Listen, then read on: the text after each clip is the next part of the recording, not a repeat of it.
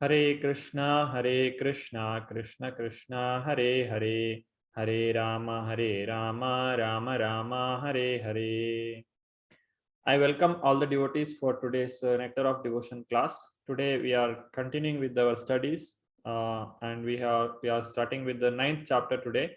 9th and 10th chapter we are going to see.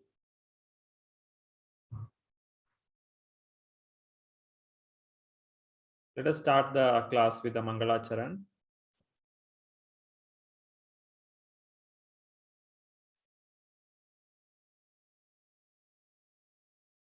Let us take the blessings of Shri Shri Radha Govinda, by whose mercy we are able to do this class. Shri Shri Radha Govinda ki jai, Shri Shri Gaurnitai ki jai, Srila Prabhupada ki jai.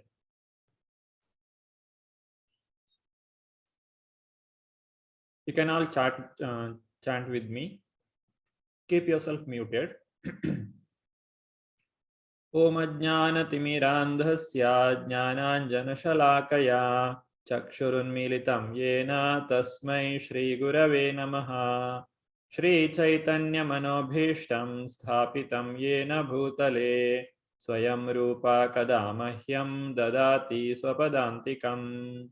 Vandeham Shri Guru Shri Yuta Padakamalam Shri Gurun Vaishnavamscha Shri Rupam Sagrajatam Sahagana Raghunathanvitam Tam Sajivam Sadvaitam Savadhutam Parijana Sahitam Krishna Chaitanya Devam Shri Radha Krishna Padan Sahagana Lalita Shri Vishakhanvitamscha. He Krishna Karuna Sindhu Dinabandhu Jagatpate Gopesha Gopika Kanta Radha Kanta Namostute Tapta Kanchana Gaurangi Radhe Vrindavaneshwari Vrishabhanusute Devi Pranamami Haripriye Vancha Kalpatarubhyascha Kripa Sindhubhya Evacha Patitanam Pavanebhyo Vaishnavebhyo Namo Namaha. Nama Om Vishnupadaya Krishna Preshtaya Bhutale Srimate Bhakti Vedanta Swamin Iti Namine. Namaste Saraswate Deve Gauravani Pracharine Nirvishesha Shunyavadi Paschatya Deshatarine. Jayo Shri Krishna Chaitanya Prabhu Nityananda Shri Advaita Gadadhara Shri Vasadi Gaura Bhakta Vrinda. Hare Krishna Krishna Krishna Hare Hare Hare Rama Rama Rama Hare Hare.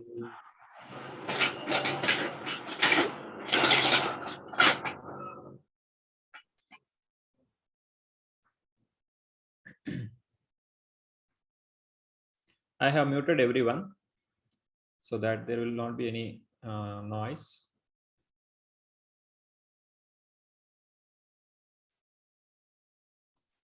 Okay. So we'll have a recap what we learned till now in Nectar of Devotion. The first preface is talking about the Bhakti Rasa, where Srila Prabhupada gives the history of Nectar of Devotion, and the author Sri Rupa Goswami.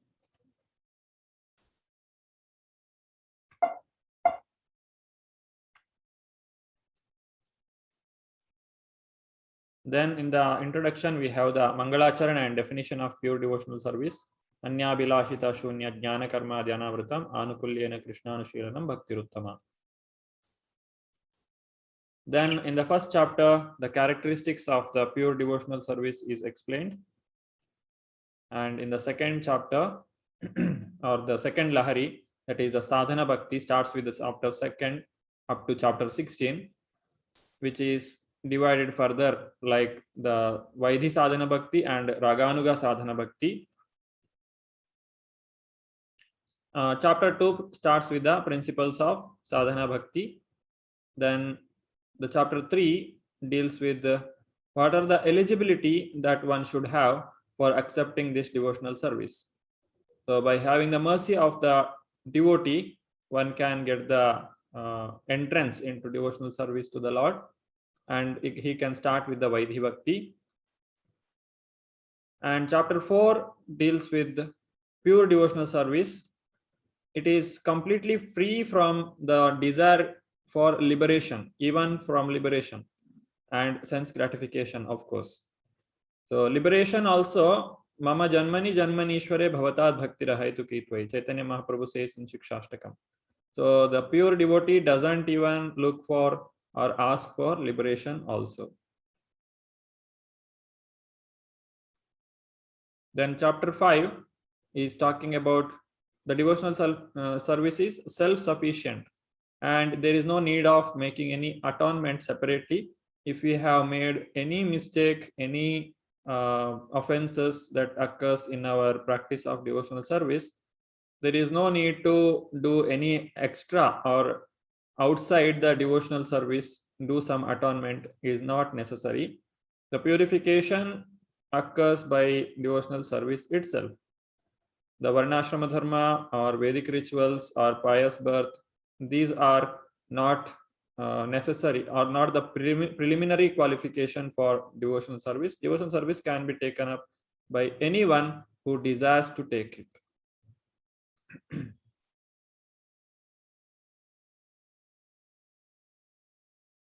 Chapter 6 is speaking about the ways of practicing the devotional service, and Rupa Goswami starts with the 64 items of devotional service. And in the chapter 7, we have seen the evidence regarding the devotional principles, and 8th chapter talks about the offenses which has to be avoided while practicing the devotional service. Now we'll start with the first chapter.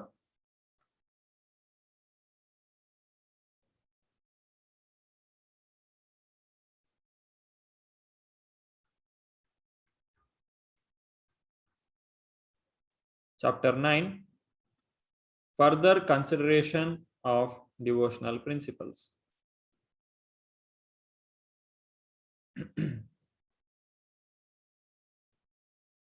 So what are the different considerations? That is, we have seen up to 10 out of 64 in the previous class. Now we'll continue with the 20th, which are the elaborations of the previous. The first 10, among them, the first five are vidhi, and next 5 are nishedha, or what to be done, what not to be done are explained. Now we have the importance of deity, that is the vigraha, archa vigraha, what we have, why we should have, that is spoken in this next coming points. The 20th point is talking about blasphemy. So how the blasphemy of devotee can cause trouble in our devotional life. So when we are performing devotional service, if we hear the blasphemy of a devotee, then how we have to deal with it? If we simply hear the blasphemy of devotee, just like somebody is talking about another devotee negatively, then if we simply hear it, then what is the result? Bereft of all pious activities. We will not be able to achieve the result of our devotional service. And in general, we say that in Shikshashtakam it is told, Trinadapi Sunichena Tarorapi Sahishnuna Amanina Manadena Kirtaniya Sadahari. So this is one side. That means a devotee, even if somebody insults him, somebody creates any trouble to him, he will just tolerate it. So why it is told to tolerate is, whatever trouble comes in our life, it is all coming because of our previous karma or activity, the result of our previous activity. One who understands this, he will not blaspheme, or he will not react for the person who is troubling.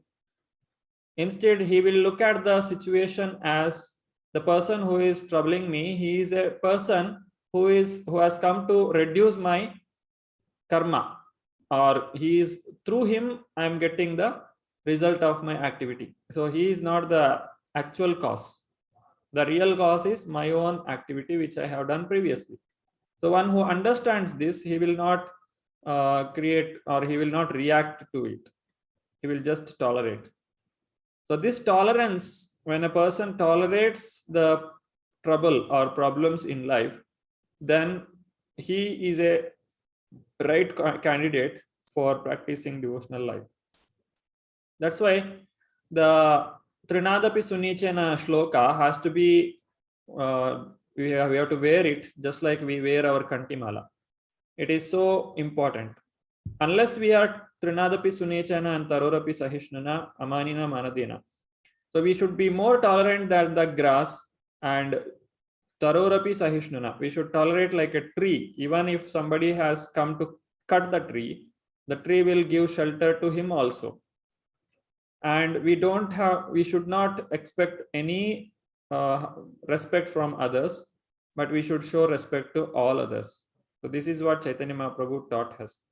Finally, he says, Kirtaniya Sadahari. If you practice this, you can chant the holy name continuously, always, without any interruption. But what about if somebody is insulting another devotee, or somebody is insulting or blaspheming the Lord? In such cases, this principle does not apply.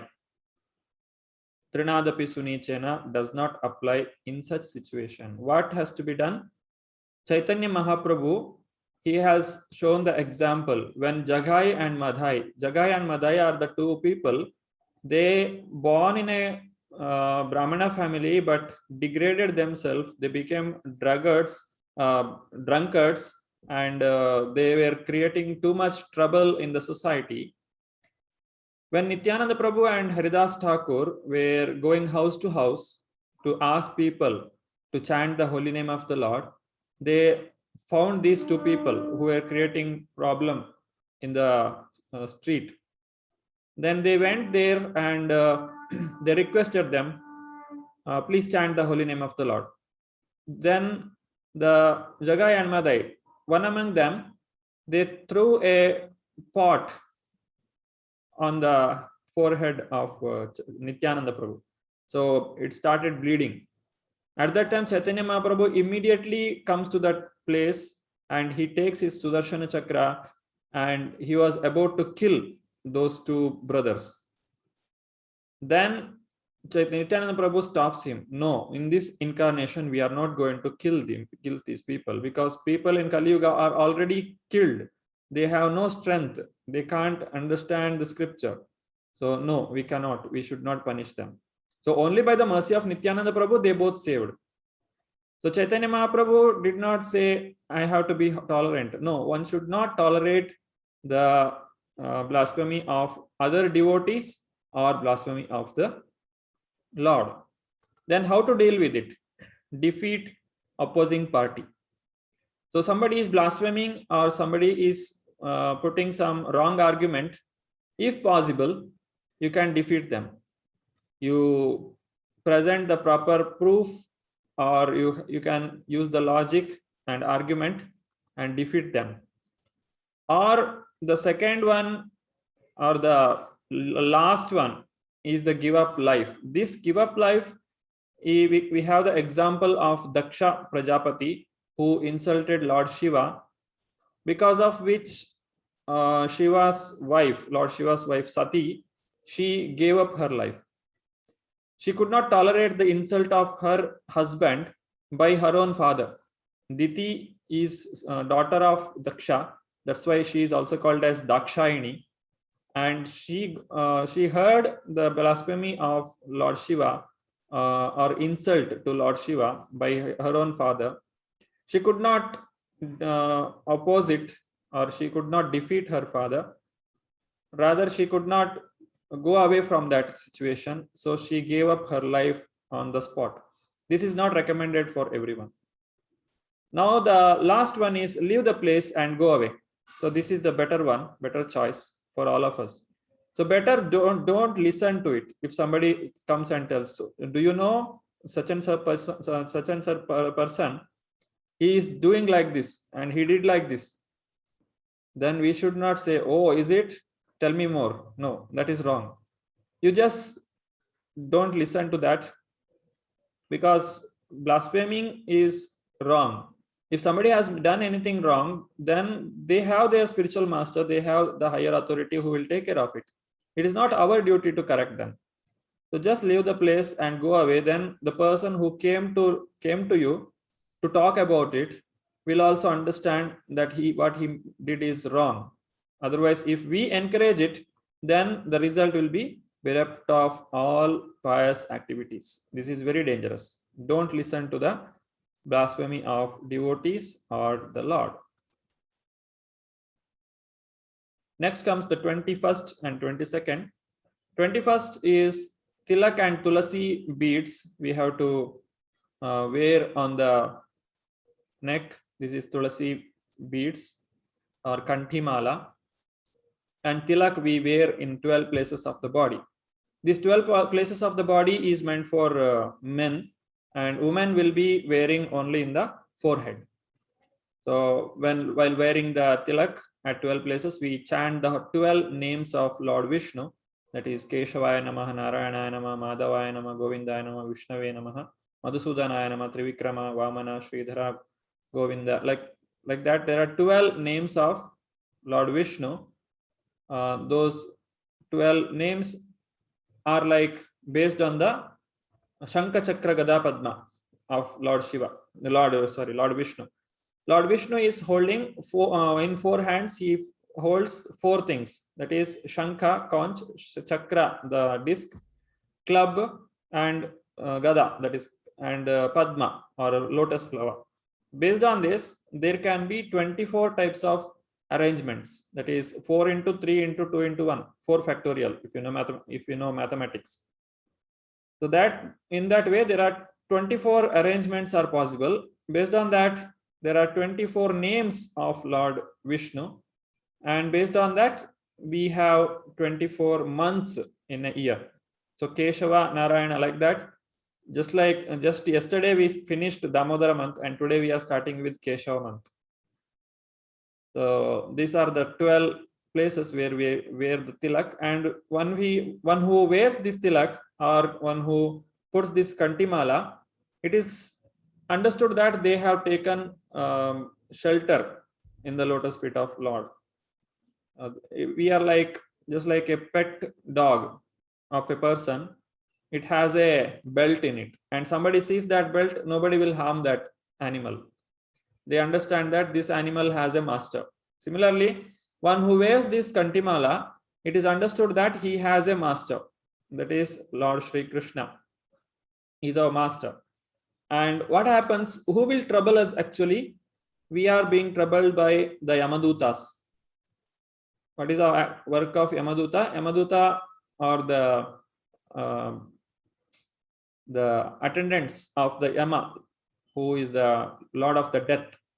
They will come and they put the rope on our neck, and they'll take the jiva or the living entity to hell for whatever mistakes we have done. But if we have kantimala, these people will not come near us. There is a story of Ajamila. Ajamila was a Brahmana boy, but he got into bad habits. Then he got into the association of a prostitute. Then he begot so many children in her, and then finally, when he was very old, at that time he kept the smallest child's name as Narayana, and at the time of death he called the name of Narayana with so much of intensity that the Lord Vishnuduta came to that place, and they saved him from these Yamadutas. Then Yamaduta, or these people, attendants of Lord Yama, goes to Yama and asks him, they went to bring Ajamila, but some 4 people, they came and stopped us. So what we should do? The Yamaraj told, see, wherever there is chanting of the holy name of Lord Vishnu, you should not go there. And whoever wears this kantimala, you don't have any business with them. So don't go near them. Lord Vishnu's devotees should not be brought here.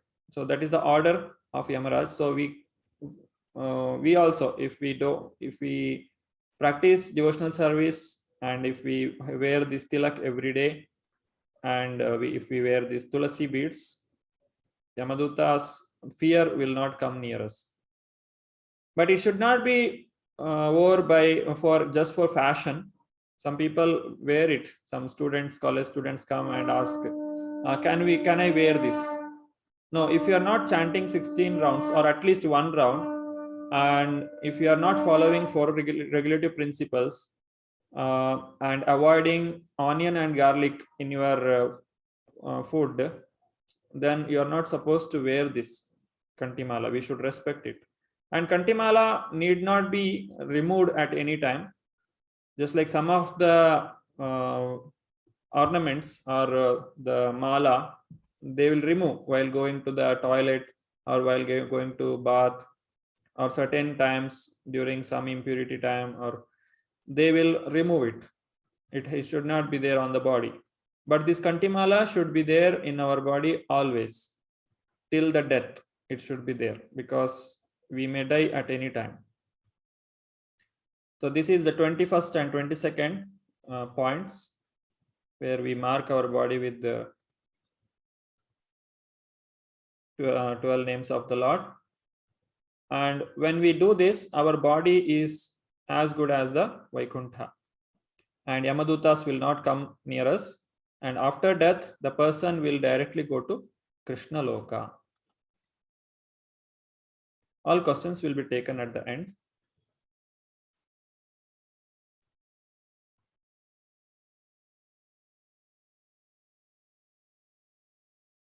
We are doing the 9th chapter. Someone is asking. Rajani Varma Mataji. Hare Krishna.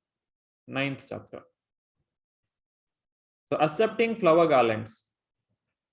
So flower garland that is offered to the Lord, it will be like a prasadam. When we see in the temple, the pujari offers this flower after giving to the Lord, after offering to the Lord, it will be distributed to the devotees. And this garland, we can wear it.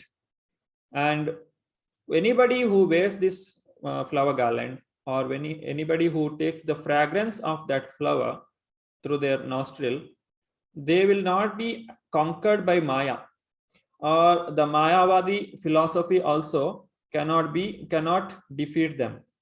And they are relieved from all the reactions of their matter and diseases.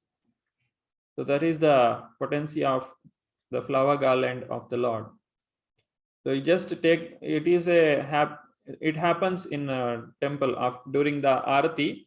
After we show the flower to the Lord, that flower will be given to the devotees, and devotees will take the smell of that flower, and it is very auspicious. And you can even take home and keep it, and you can take that flavor every day. If you are visiting temple every day, you can have this. And dancing before the deity, this we have seen in many festivals. We do this. Dancing in front of the deity, in front of the Lord, we should not have any shyness. There is nothing to feel shy.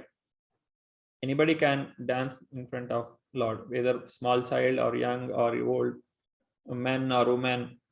Anybody can dance in front of the Lord, and you may not be knowing what is anything about the dancing. You need not become a good dancer in front of the Lord. Whatever you do by seeing other devotees, just move your hands and legs in front of the Lord, just to put 2-3 steps in front of the Lord. It is all good. It can burn away so many reactions which we have stocked for so many years, thousands of years, which is stocked there. The karma which is there in us, everything will be burnt. And by clapping and dancing, just like the birds, if there are so many birds in the tree, you just clap once, one or twice, all the birds will fly away. Similarly, when we clap and when we dance in the kirtan, all our sin will go away like a bird when we clap. That is the 24th item. 25th is bowing in honor of the deity. Here DT refers to the Vigraha or Archa Vigraha, what we have in our temple. So you all must be having this photo with you. Those who have taken the Japamala or books, you might have got this. So one doing great ritual and other bowing to deity, not equals, because later won't take birth again. So there are two people here, comparison. One person is doing so much of rituals and other person is doing bowing down to the Lord. That is, we do namaskara, Sashtanga namaskara and Panchanga namaskara. Sashtanga namaskara means one should fall like a stick in front of the Lord, straight. It's called Dandavat. This is for meant for the men, and for women it is Panchanga pranama. Just you have to touch your forehead to the ground. You should not do Dandavat pranam. That is not recommended for women. So by doing this, it is like honoring the deity.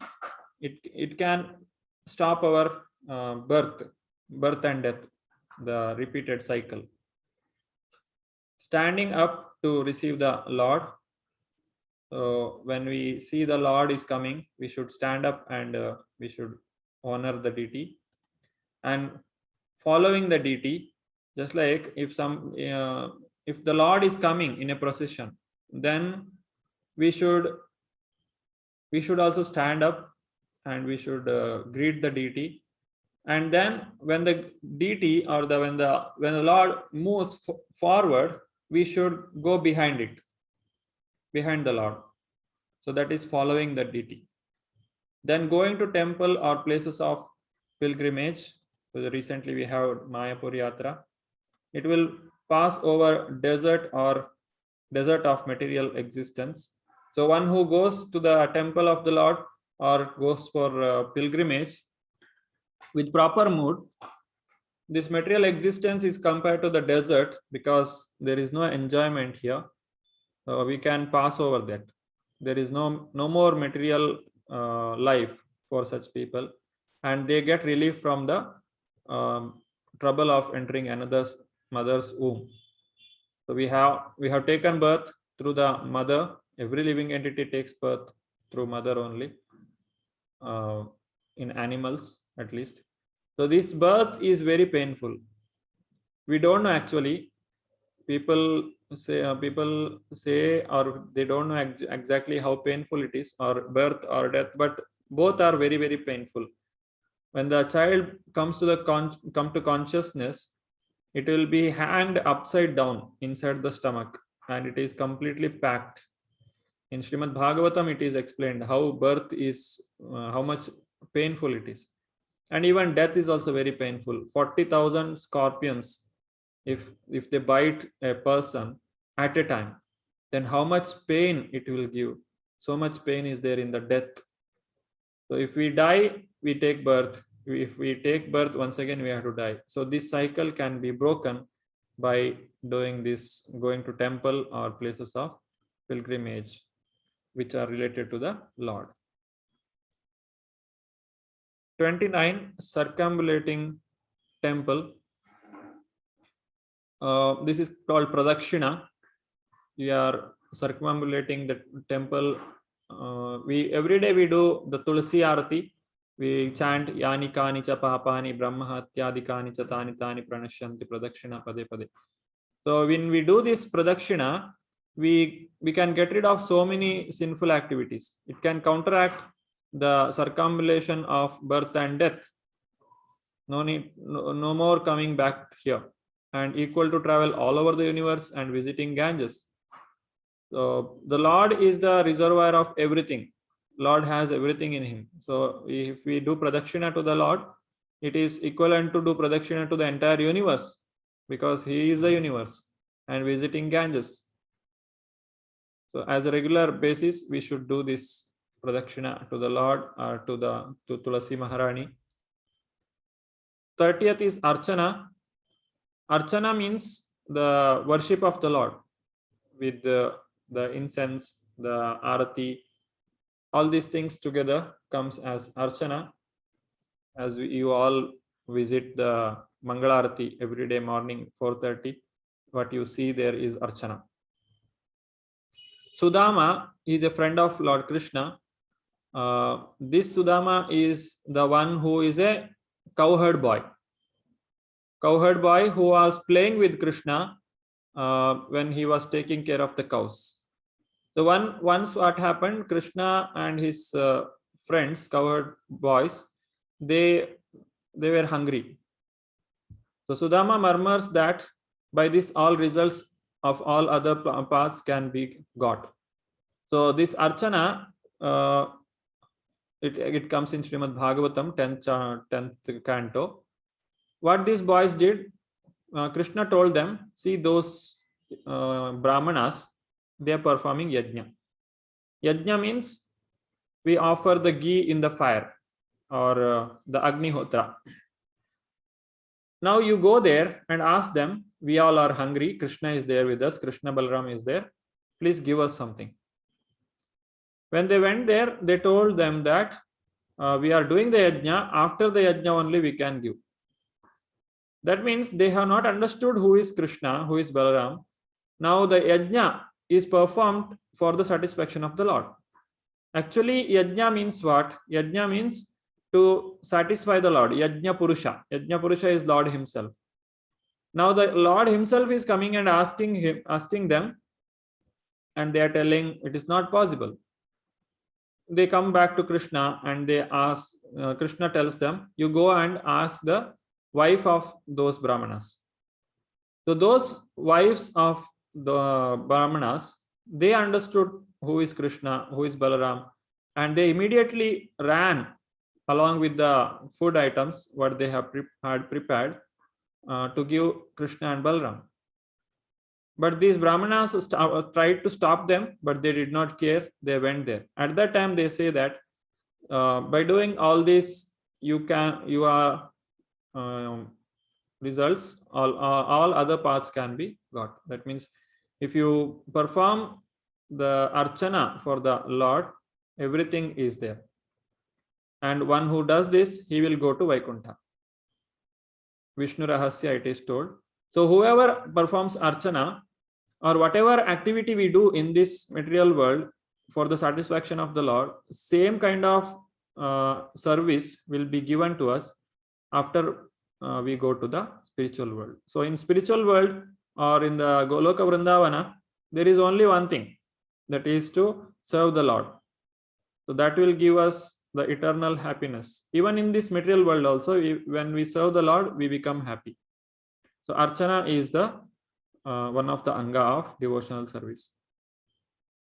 Then rendering service to the Lord, just like the king should be served and rich men should build temples and serve. So how we have to serve the Lord? If you have a guest in your house, how do you take care of him? In the same manner, we have to take care of the Lord. And if you have a small child at home, how do you take care of the child? In that way, you have to take care of the Lord. So both should happen. We should respect him like a king, and we should love him like a child, small child. Every day morning, we wake up the Lord, we offer him bhoga, and we do arati for him, and then we bathe the Lord. It's called abhisheka, and then we dress him very nicely, and then we do arati, darshanarati. Like that, whole day goes in the service of the Lord. So we should respect him like a king and love like a small child. And when we are not able to do this, when we are not able to do all these activities, just like in the temple, it's possible. We can offer 5 times in a day, but it is not possible at home. So according to the capacity of the person, he can serve the Lord. Rich men should build temples and serve. What does it mean? See, there is a exception that you can serve the Lord with whatever you have. If you put tulsi in a glass of water and offer him, he will accept it. But it doesn't mean that you can just restrict to that. One who is capable, he can do bigger things. Just like earlier, kings used to build big temples, and for generations they built the temple. It takes 100 years, 200, 300 years. So 5-6 generations, they continuously serve the Lord by building the temple, which will last for thousands of years because they made it out of stones. So such people who are capable, they should build bigger and bigger temples, and they give more opportunity for the people, for the devotees, for serving the Lord, so that they can make their life successful. Then singing in front of the Lord. So in this singing, there are 3 types. One is soft singing, that is alone. If you are singing, it's called kirtan, and if you are singing along with others, it is called sangha kirtan. Kirtan in the sangha, that is called sankirtan. And if you are doing alone with very soft voice, which is audible only to you, then it is called as japa. So these are the 3 things: singing or kirtan, sankirtan, and japa. In these 3 ways we can chant the holy name of the Lord. Krishna appreciates this more than Shiva's prayers. Linga Purana. So Lord Shiva's name is taken because he is a very great devotee or Vaishnava, one who can expertly pray to the Lord. But Krishna is telling, even if you sing or if you do japa or sankirtan, whatever mood is there, that Krishna is going to see, not how expertly you are chanting, or not how intelligently you have formed the words. No, Krishna is just seeing our mood. Bhava grahi Janardhana. So Nama Sankirtan can counteract more sins than one can perform. So this is really great. Krishna is telling the amount of sin or papa the Nama Sankirtana can destroy cannot be performed someone. That means if you do any amount of sinful activity, you cannot say that Nama Sankirtana cannot remove it. Nobody can perform as much sin as the Nama Sankirtana cannot destroy. Then Leela Sankirtan. Nama Sankirtan means we chant Hare Krishna Mahamantra. Leela Sankirtan means the activities. Leela refers to the pastimes of the Lord or activities of the Lord. Prahlada Maharaj, simply by hearing all material contamination will be, Prahlada Maharaj is saying this, simply by hearing all material contamination will be gone. So just listen, or let's just hear the pastimes of the Lord from Srimad Bhagavatam, and it will eradicate all our sinful reactions. Next comes Guna Sankirtan, where ultimate perfection of all sacrifice, knowledge, charity, etc. is to chant Lord's glories. Guna means the qualities or the glories, or you can say stuti. That means the Lord is having all the good qualities. All the qualities are coming from the Lord. So Guna Sankirtana means we are singing those glories of the Lord. How Krishna has so many qualities. So that is called Guna Sankirtan. Japa, personal benefit, and Kirtan for all others also. So japa we do for ourselves. When we are doing japa, we don't listen to others. We just listen to our own chanting, and we concentrate on the holy name. It will benefit the person. And kirtan, when we do, it will benefit. It is a beneficial for ourselves as well as for others also. So both are benefited by doing the kirtan.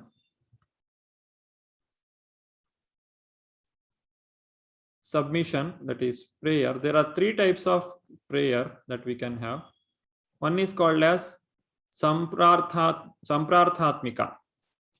Samprarthatmika means feelingly expressing the sincere sentiments for the service. That means like a young boy attracted to a young girl, or when we hear the pastimes of the Lord, everyone will get attracted to it.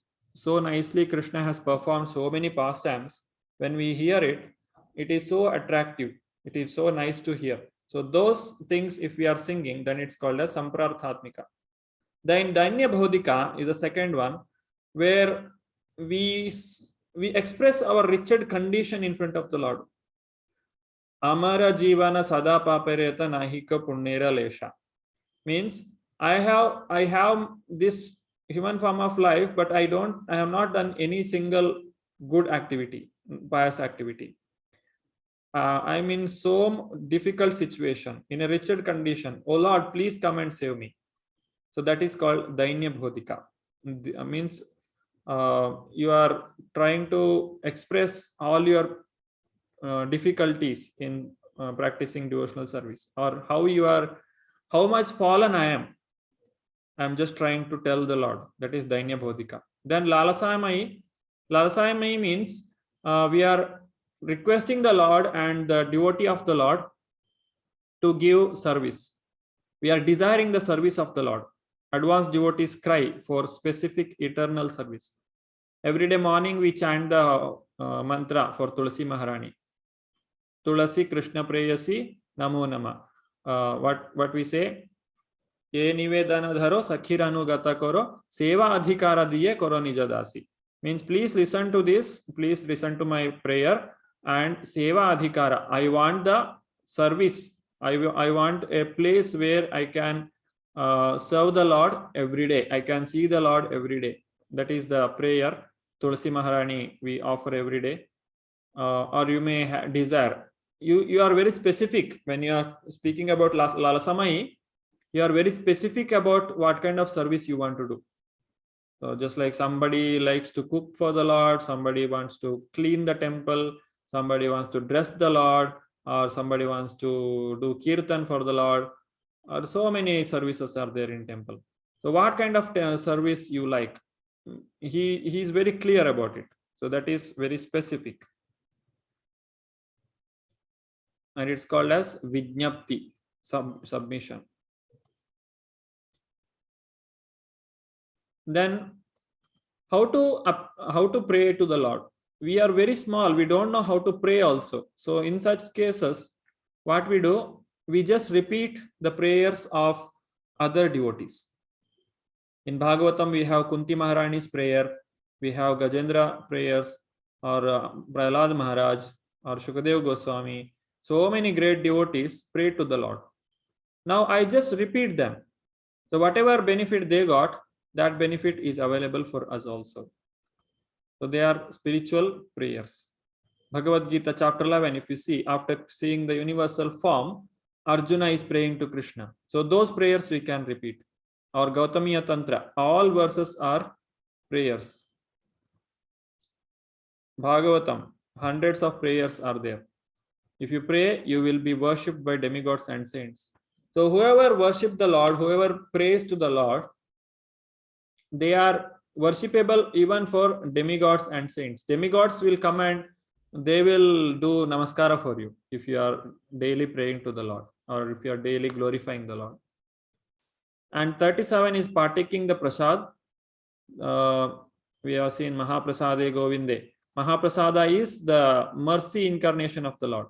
Whoever takes this, they will get Krishna Prema. When Prabhupada went to West, he made so many devotees by distributing prasadam. Prabhupada is a pure devotee of the Lord, and he cooks the food, the rasagulla and the jamun or rasagulla, whatever he makes, the sweet. It was so tasty and it was so spiritual. Whoever takes that, they will become devotee. It is made by devotee, offered by the devotee, and it is accepted by the Lord. And it has so much potency that if we take it only once also, it will take us directly to Krishna Prema. So that is the power of prasadam.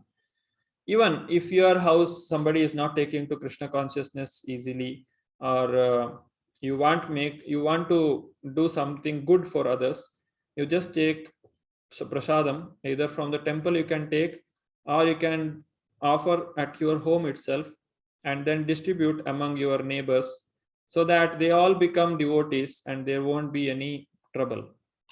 So that is partaking the prasadam. And drinking charanamrita, charana amrita means the water or whatever we substance we use for bathing the Lord. We say pancha amrita, charanamrita or panchamrita, it is same. Milk, these are the 5 items in the panchamrita. One is the milk, curd, ghee, honey, and the jaggery. These are the 5 items we make liquid. The jaggery will be mixed with water and made a liquid. So these are the 5 items which are used for bathing the Lord. Yesterday you might have seen the program. There also we had this abhisheka for the Lord. So this has to be relished by the devotees. It also gives us a lot of strength in advancing in our spiritual life. So that is drinking the charanamrita. No pious act, still eligible if simply drinks charanamrita. So even if you have not done any pious act or you have no qualification, but still you just drink this charanamrita, you will become happy. Ingredients are flavored and also spiritual value. So it is very nice to drink also. So nice. You can't just imagine how tasty it is. Somebody came to temple and asked the pujari, Prabhuji, I want to make that charanamrita at my home. Can you tell me what are the ingredients I have to put? Then the pujari said, it is not possible to make at home, because it gets its taste only when it touches the lotus feet of the Lord. So it is only possible when we offer it to the Lord. So that taste comes only by the lotus feet of the Lord. So it is very tasty, very flavorable, and it is having a lot of spiritual value. So you can offer it to anyone, everyone will like it. And kept in big pot, you can keep it in a big pot, and whoever comes, let them drink from it, and they all become devotees. They all feel the bliss in Krishna consciousness. And smelling the incense and flowers offered to the deity, this is also it also has a lot of benefits. In earlier days, it is told that the snake, if somebody is bitten by a snake, they chant certain kind of mantra, and that poisonous effect can be counteracted. Snake bite cured by smelling medicinal herbs. So this mantra and medicinal herbs, by smelling them, the effect of poison will go away. This is given in Hari Bhakti Sudhodaya. Similarly, when we are smelling the incense and flowers which is offered to the Lord, whatever confusion, whatever doubts that is there in our mind, or if we are having any tendency towards impersonalism or Mayavadi, these all things will go away whenever we smell the garland of the Lord. It is told in Tantra Shastra. And it purifies the impurities of nostril.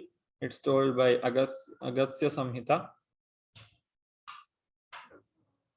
Continuing further, touching the deity, this is not allowed to everyone.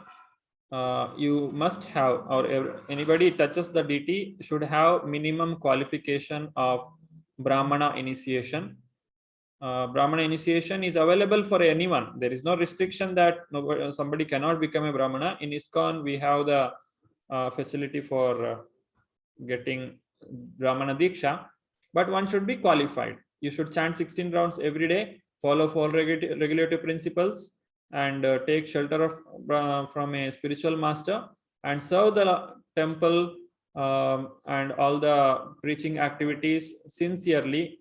Then when the time comes, you can apply for the second initiation and you can get it done. Only those people are allowed to touch the deity. So that is a devotional service. No one is bad, but should be cleansed. So we are not stopping anyone. When I say that only initiated person can do it, please don't think that you can't do it. But at present, you may not be able to do it, but there is a opportunity.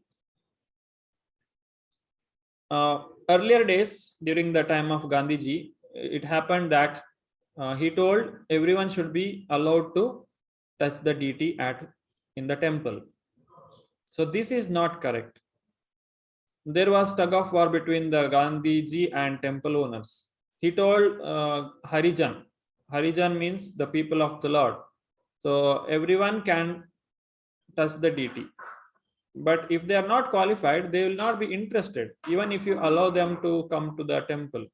So unless they are trained in that, unless they have the service spirit, they will not understand. If you give the jewelry or gold in the hand of a person who doesn't know its value, or the diamond, then he will not consider its value. He will just use it as a paperweight. Similarly, the deity, the Lord himself, the Lord has incarnated in the form of deity. The Lord is present in our heart as in the form of Paramatma, but we can't see. The Lord is present in the Vaikuntha, but we cannot see him. But when he comes as the Archa Vigraha, that we can see here in the picture, so we can see him through these eyes. This called Charma Chakshu. Charma Chakshu means it's made of this earthly element, 5 elements: earth, water, fire, air, ether. So with these eyes also we can see the Lord only when he comes in the form of a deity. So we should respect him, and we should be qualified to do the service. Seeing the deity, this is allowed to everyone.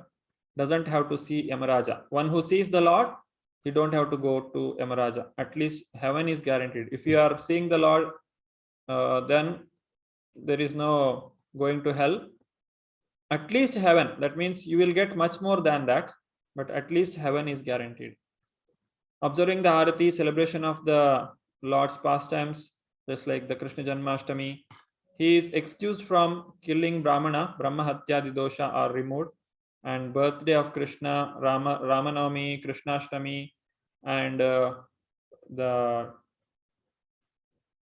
Avirbhava and Tirobhava of Vaishnavas, just like Prabhupada appearance day, disappearance day, we celebrate.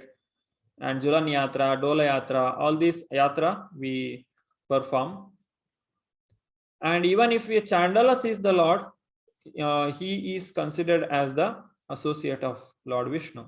And even mystic yogis, they will be elevated to devotional service.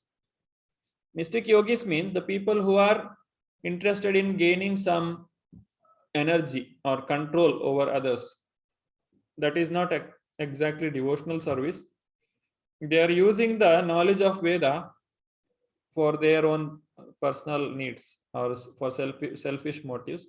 Such people also can become devotees. So this is chapter 9 we just finished. I'll take another 20 minutes or 30 minutes. Chapter 10, techniques of hearing and remembering. With our lips, we should be chanting. With our ears, we should be hearing. And with our heart, we should be crying out for the Lord like a baby does for its mother. Srila Prabhupada told that Hare Krishna mantra chanting is like a genuine cry by a child for its mother. A helpless child, how it cries for the mother's help, similarly we should cry. Unless the child cries, mother will not feed the milk. Similarly, unless we cry for the Lord, unless we chant the holy name of the Lord, unless we hear it submissively, the Lord is not going to come. Because we should understand the value. Otherwise, even if the Lord comes in front of you, we don't recognize him, or we will not understand its value.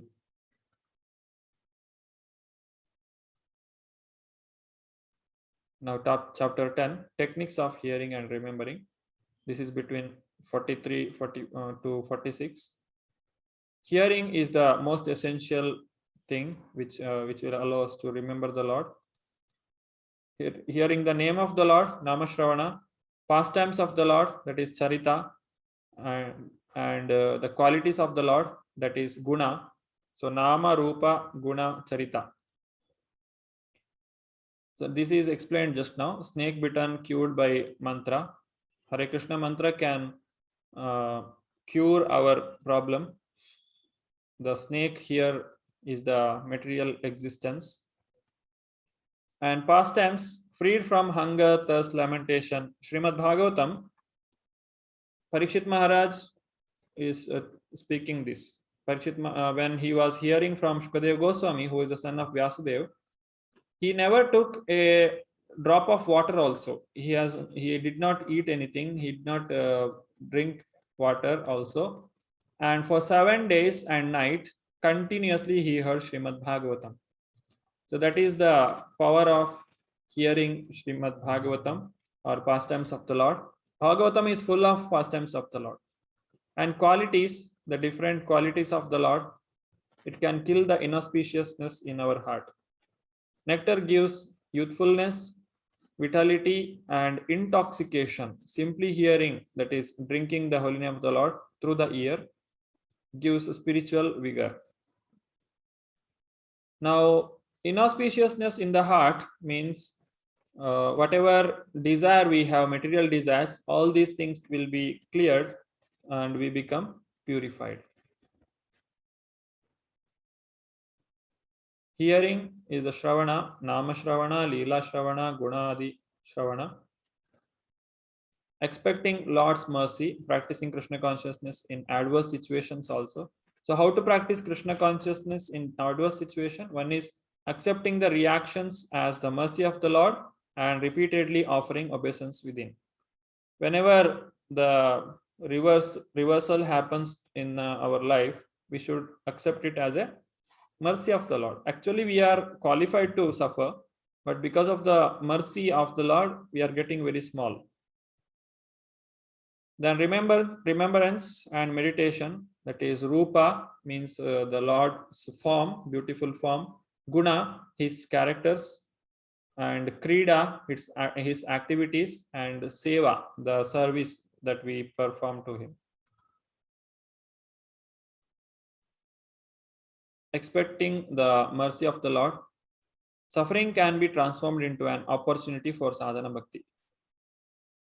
In Srimad Bhagavatam, Kunti Maharani asks Shri Krishna, Vipada santuta shashvat tatra tatra jagadguru bhavata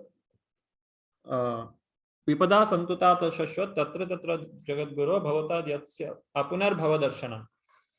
I'm sorry for incomplete shloka. So it says that Krishna, O Lord Krishna, first she lists all the problems that she has undergone. She and Pandavas have undergone. What are the difficulty?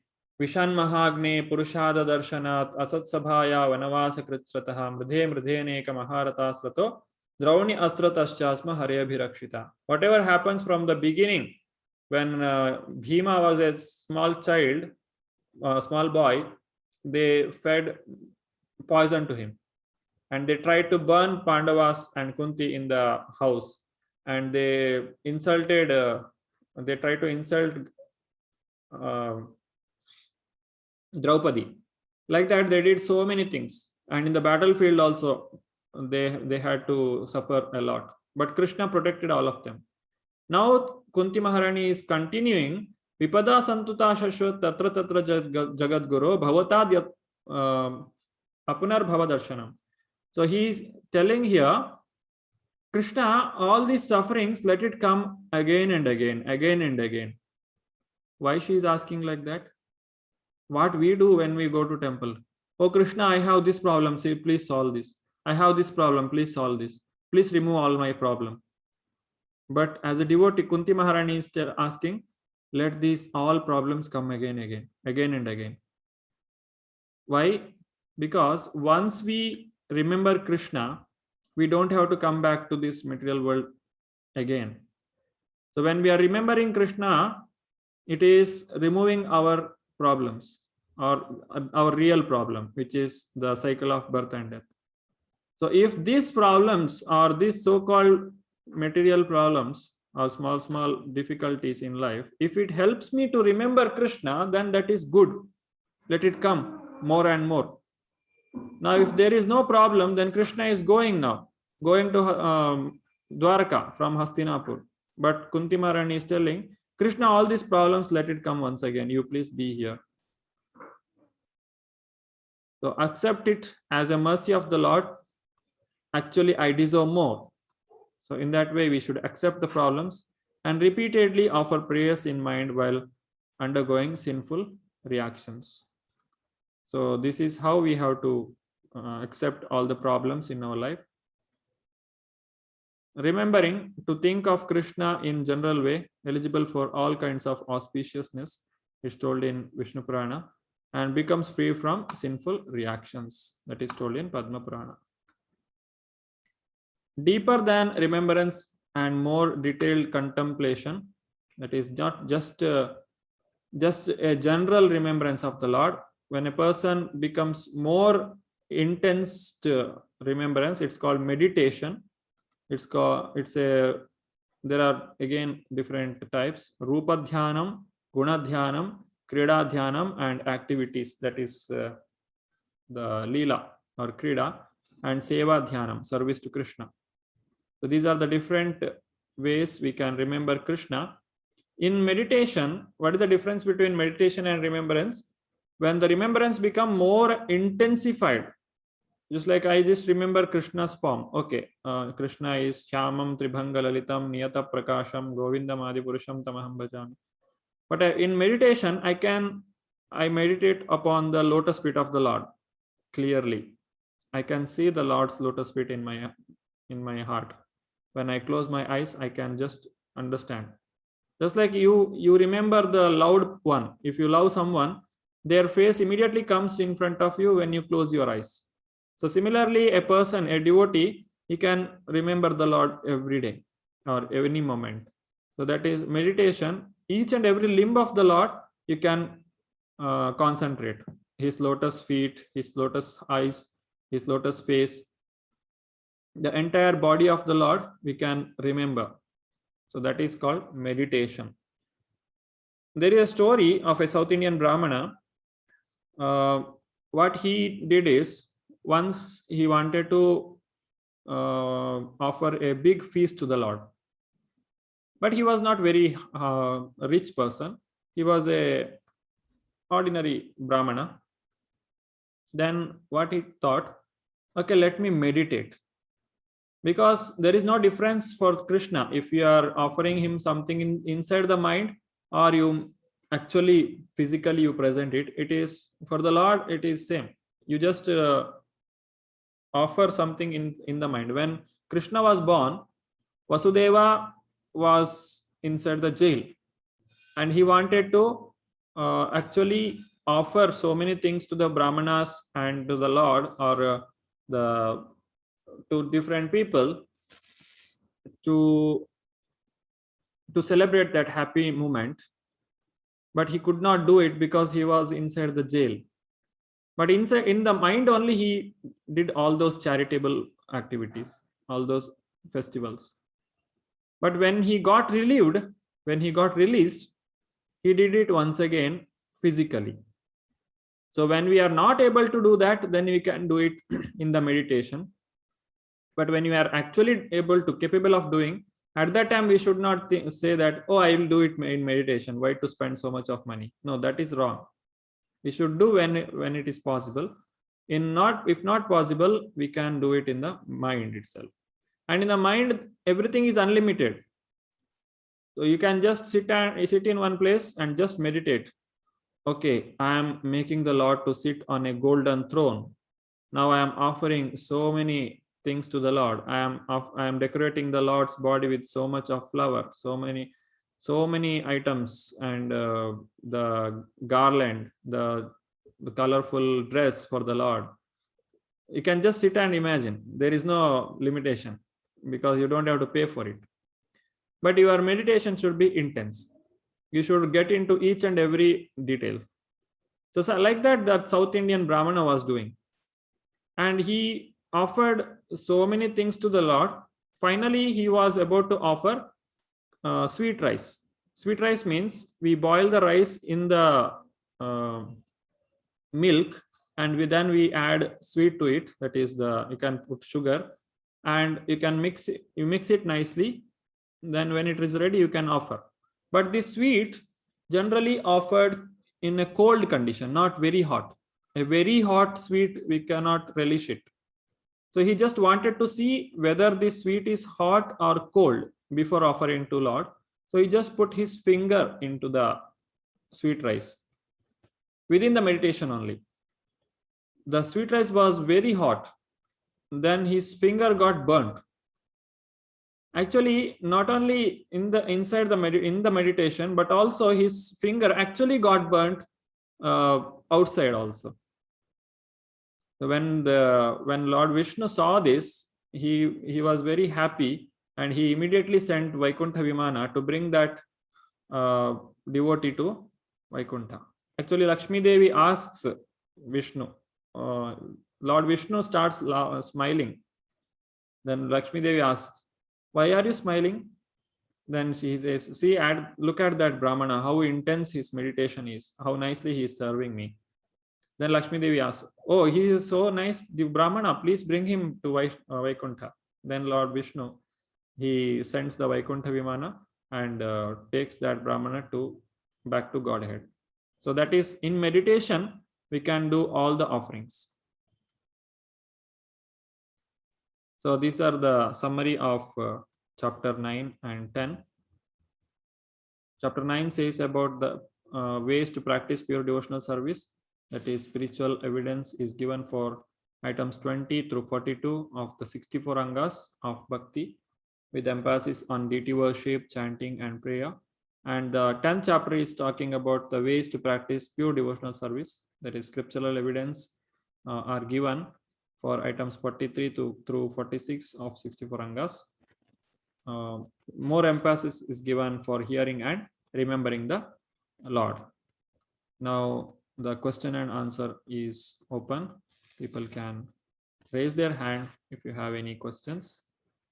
Hare Krishna, Krishna Krishna, Hare Hare, Hare Rama, Rama Rama, Hare Hare. Hare Krishna, Prabhuji. Thank you so much for a wonderful class. It had so many stories. It was so interesting. Thank you, Prabhuji. Can I unmute people who want to ask questions, please? Yes, Mataji.